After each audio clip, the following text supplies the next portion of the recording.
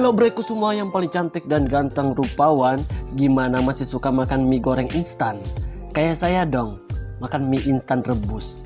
Ketemu lagi dengan saya, Yan Sli. Tidak ada kali-kali, karena nanti makin banyak kalau dikali. Langsung saja siapkan posisi seenak mungkin. Ini dia, intro.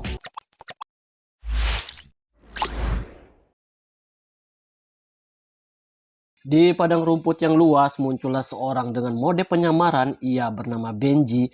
Ini dia tampangnya, di mana ia sedang mengawasi dan mencoba untuk meretas pesawat yang membawa paket berupa bom yang akan lepas landas. Namun tiba-tiba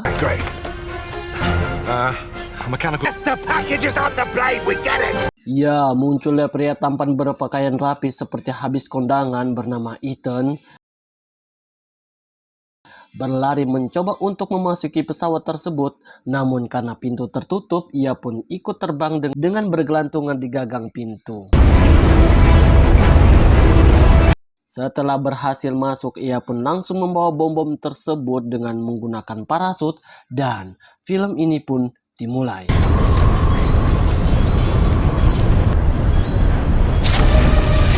Malam hari pun tiba. Tepatnya di toko buku, Ethan mencoba mengambil CD berukuran jumbo, di mana di dalamnya terdapat misi yang akan ia jalankan untuk menghentikan pengkhianat yang dinamai sindikat. Namun ternyata orang yang memberikan misi adalah salah satu sindikat yang menjebak Ethan dan menjadikan dirinya sebagai buronan oleh semua negara. Nor the ability to acquire the weapons they were transition is committed to inciting revolution by enabling pursue us, you will be caught. Resist us. Tak lama kemudian muncullah asap bius, dibarengi munculnya pria PNS bernama Len. Ini dia orangnya, yang tanpa belas kasihan menembak wanita cantik yang menjaga toko tersebut tepat di kepalanya, yang membuatnya tewas saat itu juga. Sedangkan Ethan pingsan akibat asap bius yang dihirupnya.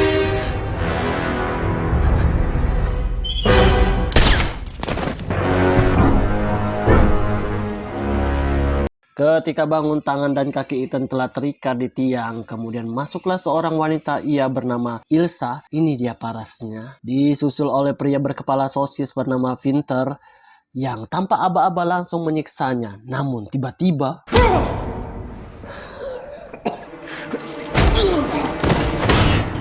ya, Winter pun mendapatkan tendangan halilintar yang membuatnya terlempar hingga kepala sosisnya tepat mengenai pipa besi.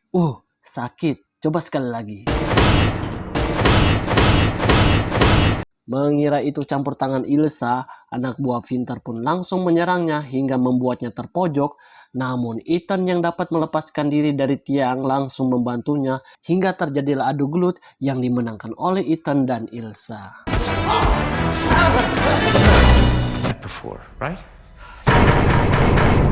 Saat melarikan diri, Ilsa sengaja menutup pagar agar Ethan dapat meloloskan diri. Sedangkan ia, karena Winter belum mengetahui apa yang telah ia perbuat, ia pun kembali untuk bergabung bersama pasukan. Wait. 6 bulan kemudian di kota Hanoi, Kuba, terlihat pasukan CIA mencoba menangkap Ethan di sebuah rumah. Saat pintu didobrak, ternyata Ethan tidak berada di tempat, karena ia lebih dahulu mengetahui kedatangan mereka dan hanya meninggalkan foto-foto anggota sindikat di papan tulis.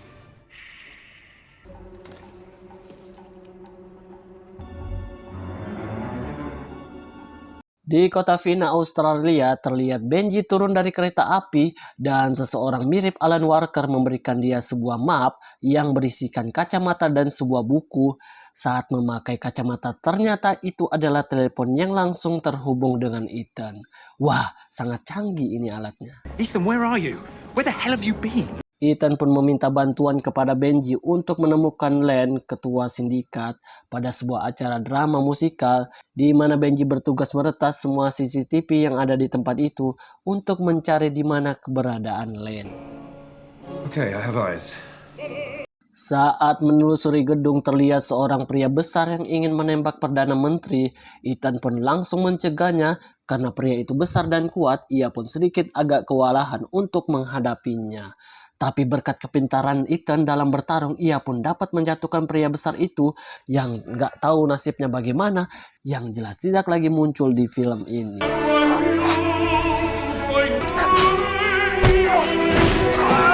Ketika berhasil mengalahkan pria besar tersebut, Ethan pun langsung melihat Ilsa yang menolongnya tempo hari, yang juga ingin membunuh Perdana Menteri. Namun Ethan dengan cepat menggagalkannya dengan menembak lengan Perdana Menteri, yang membuat tembakan Ilsa meleset.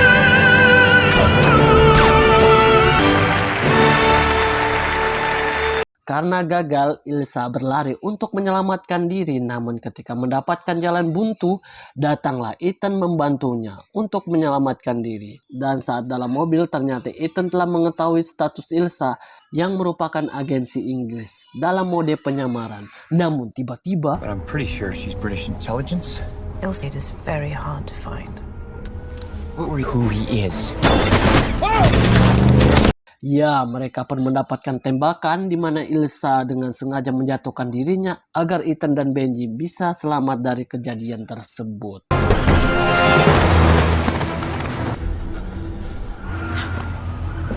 Di kota Casablanca, Maroko, Ethan dan Benji mendatangi kediaman Ilsa. Saat bertemu, Ilsa pun menjelaskan bahwa Len merupakan teroris yang memiliki banyak anggota sindikat. Dan untuk menangkapnya, mereka terlebih dahulu mencuri data sindikat yang ada di komputer gedung pembangkit listrik yang memiliki keamanan yang sangat kuat. Kings of the Syndicate. One of his agents stole it. Beneath the local power plant under military guard. And the only way to Esok hari pun tiba. Mereka pun melancarkan aksinya untuk mencuri data sindikat, di mana Benji bertugas untuk mengambil data pada komputer yang melewati pintu berlapis-lapis dengan bermacam kode. Sedangkan Ethan dan Ilsa bertugas untuk mengganti data pengenal milik Benji yang berada di saluran air. Saat di saluran air, Ethan pun langsung mengganti data milik Benji. Namun ketika ingin menggantinya, ia malah terkena libas oleh besi yang bergerak berputar, membuatnya sedikit agak terlambat. Beruntung saat Benji berada di analisis langkah dan gerak tubuh, Ethan dengan cepat menggantinya.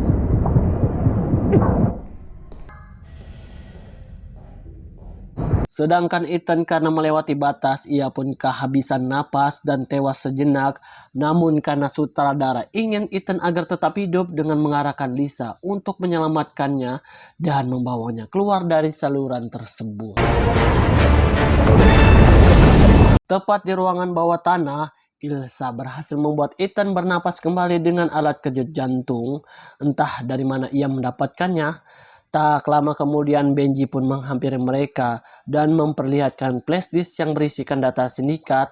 Karena misi Ilsa sebenarnya untuk mendapatkan data itu, ia pun menyetrum Benji dengan alat kejut jantung lalu melarikan diri. You're gonna nail it. Ketika keluar, Ilsa ternyata sudah ditunggu oleh anak buah Len untuk mengamankan flashdisk tersebut. Namun ketika menaiki motor, Ilsa malah mengeluarkan skill bermotornya yang membuat mereka semua terjatuh.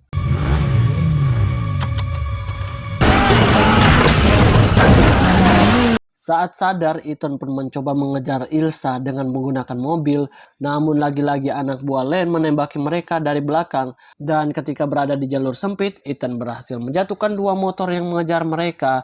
Namun dikarenakan posisi mereka kurang menguntungkan, membuat mereka jalan mundur. Dan tanpa mereka sadari, tiba-tiba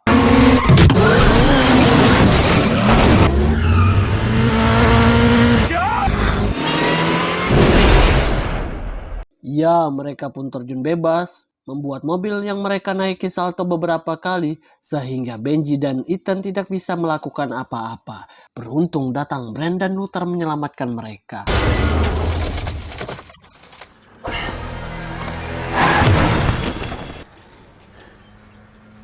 We good?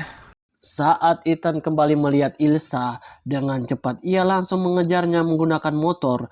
Adegan balap motor GP pun terjadi ketika Ethan berhasil menjatuhkan semua anggota Len yang menyisakan Ilsa. Ia pun dengan sengaja berdiri di tengah jalan membuat Ethan kaget yang membuatnya terjatuh saat itu juga.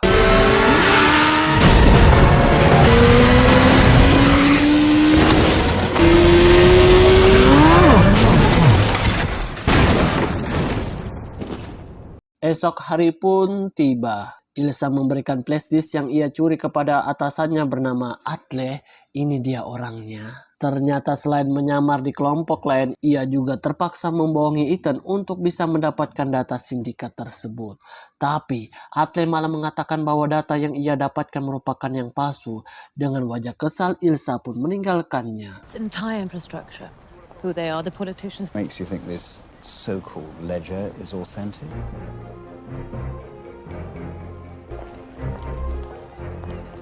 Di sisi lain, Luther mencoba untuk membuka data yang ada pada flashdisk kopian Benji.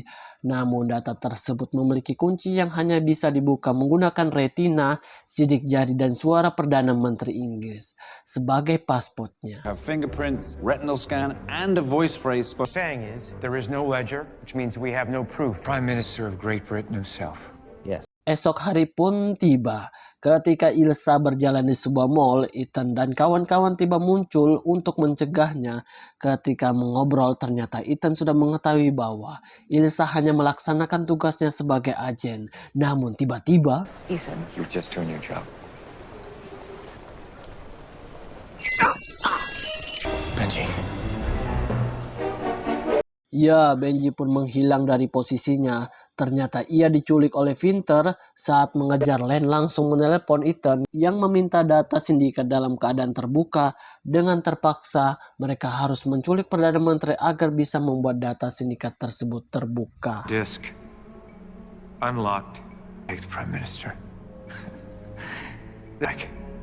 Ethan, that's exactly what Lane. Malam hari pun tiba. Mereka pun mempersiapkan sebuah rencana untuk menculik Perdana Menteri pada festival nobar Mobile Legends. Ketika asik menonton, Perdana Menteri pun diminta datang ke ruangan di mana ia diberitahu bahwa Ethan akan menculik dirinya untuk membuka data sindikat yang hanya bisa dibuka oleh Perdana Menteri. Namun tiba-tiba, The syndicate, you say? Yes, sir. You couldn't possibly be talking about that. Perdana Menteri pun mendapatkan tembakan bius yang membuatnya letoy atau bahasa awamnya lemes. Ternyata yang menembaknya adalah Ethan yang menyamar menjadi Atle untuk membongkar identitas Atle bahwa ialah yang menciptakan sindikat tersebut dan memfitnah Ethan sebagai teroris. Terbukti ketika Atle yang asli datang, ia pun dengan mudah untuk dilumpuhkan. We know you created the syndicate, but Lane went rogue. Erased the disk when she brought it to you. Ketika data sindikat berhasil dibuka, terdapat 2,4 miliar dolar yang tanpa terlacak dengan kode bank yang bervariasi. Setelah menghafal salah satu kode tersebut, Ethan langsung menghancurkan flashdisk tersebut. Gives you access to 2.4 billion pounds sterling in decades. Instructions to access. Saat di kafe, Ethan menemui Ilsa dan Benji yang terdapat bom melekat pada badan Benji. Ethan pun bernegosiasi kepada Len untuk melepaskan Benji dengan jaminan dirinya karena ia telah mengetahui kode bank yang terdapat pada flashdisk itu.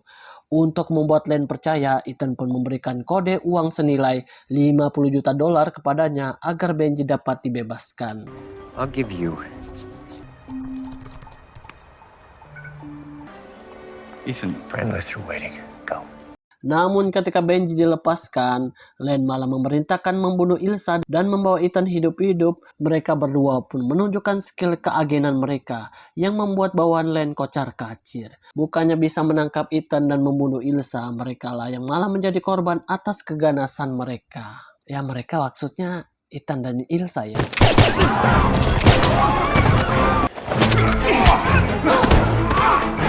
Di saat mereka kehabisan peluru, dengan terpaksa mereka harus terpisah untuk menghadapi musuh, di mana Vinter si kepala sosis mengejar Ilsa. Ketika di ruang parkir terjadilah adu gelut di mana Ilsa terus-menerus mendapatkan serangan, namun berkat dirinya sering menonton film Ombak, ia pun dapat mengalahkan Vinter.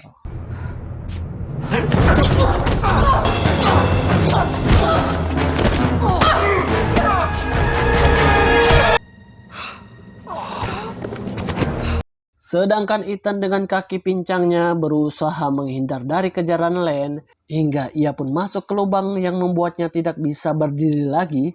Ketika Lane ikut turun ke lubang, ternyata itu adalah jebakan kurungan anti peluru yang membuatnya tidak bisa untuk melakukan apa-apa lagi. Meet the IMF.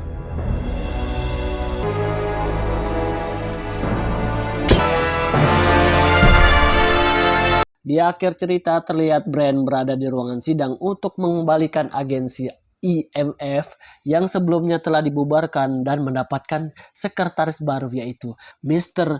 Hunley. Dan tamat ending yang mengimpossiblekan. Pesan yang dapat kita ambil dari film ini ialah makanlah mie instan tiap bulan karena Anda akan merasakan bagaimana menjadi anak kos yang sesungguhnya. Sekian dari saya, wassalam.